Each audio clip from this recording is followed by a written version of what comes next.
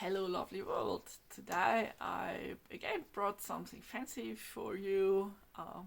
And yeah, what belongs to a fancy shawl regalia?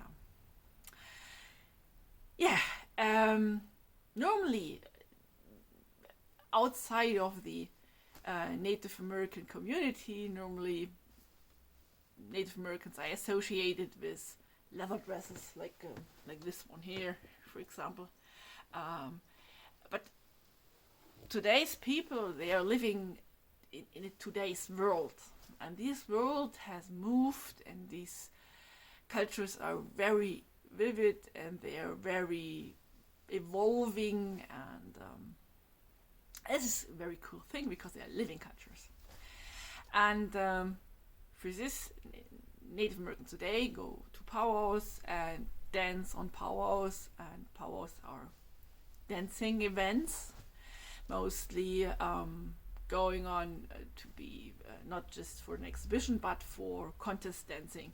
So with this contest dancing, more and more evolving of fashions came out, and a fancy shawl dress that was made 1980 looked totally different than today. You would see a difference, but we have a lot of space on YouTube for making a lot of videos.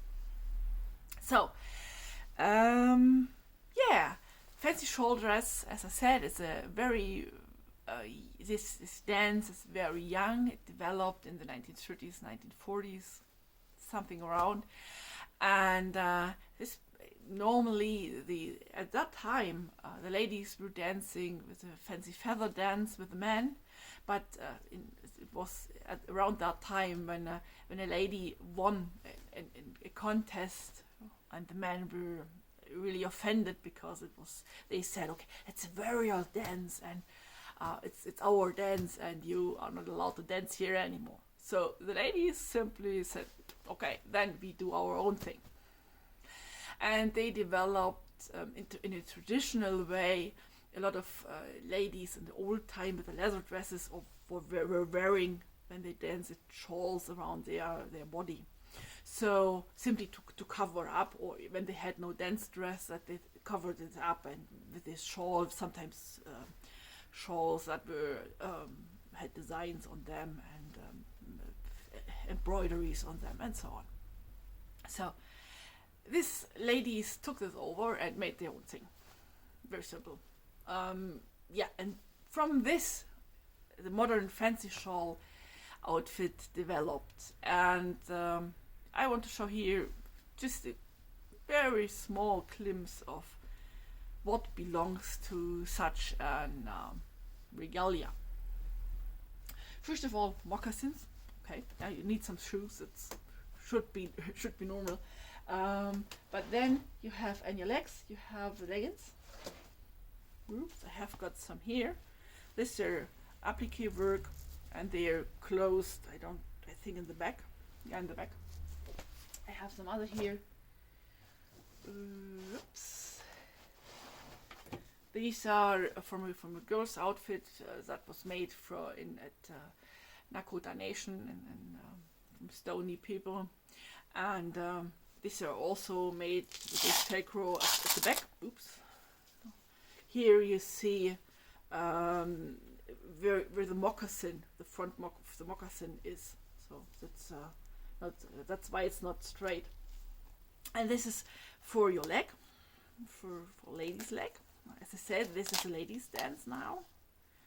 So then you have a skirt normally, and a blouse or shirt or whatever under this, what I don't have. on this doll, on this figurine.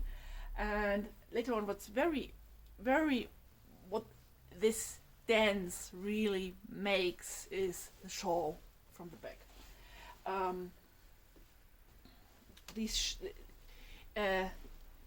Some people say that this dance represents a butterfly, a flying butterfly. So, and I also put some links in the description where some ladies are dancing this dance style. So I've got another one here. Oops. This is a very shiny one. And from this wide thinking of leather dresses and hunting buffalo stuff, this is Native American, and we just have to put out our prejudices out of our head, because we're living today, and this is today's dance, and the people are going to contests. They are dancing on contests, and when you stay there with hundreds of dancers, then something has to catch up the eye of the judges. So this is why today neon colors were used, and sequins, and also here in the beadwork, the people are using this rhinestones. This rhinestone binding is coming in fashion, I think, in the early 2000s, end of the 1990s. So this is today, and you have to invent something to pop up. It's normal people living normal lives, today's lives. And what we have then for the shawl, and then you have a cape. This cape comes in several ways, also fixed with a belt, for example. There are many ways, but always a cape on top. I've got one here also. This one, it could come with fringes, with satin ribbons. It could come in beaded or applique. It could be a lot of variations. Mostly a good thing is to make front and back in beadwork, because it's on both sides the same weight. Otherwise, it would turn on the back. Yeah. Always, it's not so good in dancing. It's you see here, this design here is more of a Northern Cheyenne, Dakota design.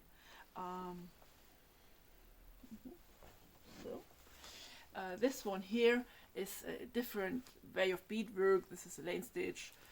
This is an overlay stitch coming from the Stony people. So, but even sequins could be used, and whatever. It's should be fashionable, and it should be express the dancer. It's their dress, and these dresses are all unique. They are no two alike, except there are some group dancing things going on. This is something totally different. And sometimes copies were made, but normally a dance dress is something very personal to the dancer, so they vary in 1,000 ways. Then you have normally, here's a choker, but it could also be a necklace, whatever, with these pendants here, also with rhinestones, shiny.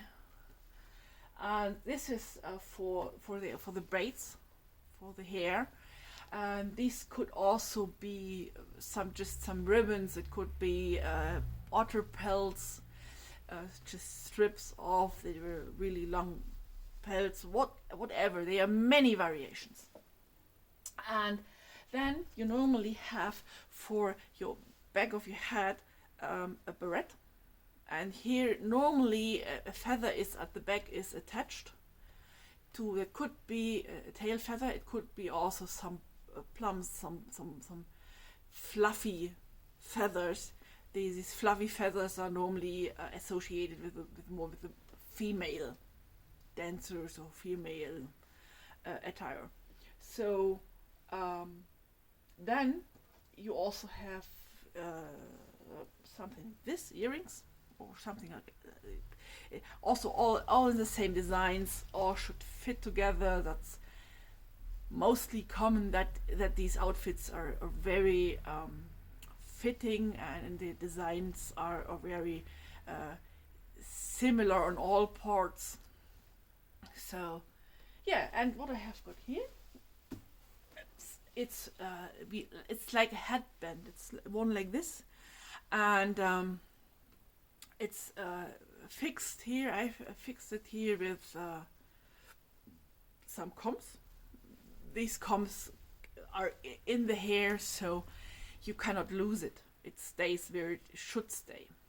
The point is, when in these dances, when you lose something important, not just a small feather or so, like a haggle or so, but when you lose, these outfits consist of many parts, and when you lose something, then you're out of the contest. So and these contests are important because there's some dancers that make a living from them. The money you could win is sometimes goes in the thousands of dollars or Canadian dollars, and the people could win them, and some are moving from powwow to dance there and to win this prize money, and to support their families from this. Because some reservations today still have fight with poverty and with difficult job situations. So the people try to make money somewhere, and dancing on powwows and winning on powwows is one way to do this and to live in their culture. So I hope you learned something new today, and I hope it was a little bit interesting. I hope you maybe look for some other videos here from my little prop hire for TV and show and event, and maybe it was a little bit interesting. So see you soon.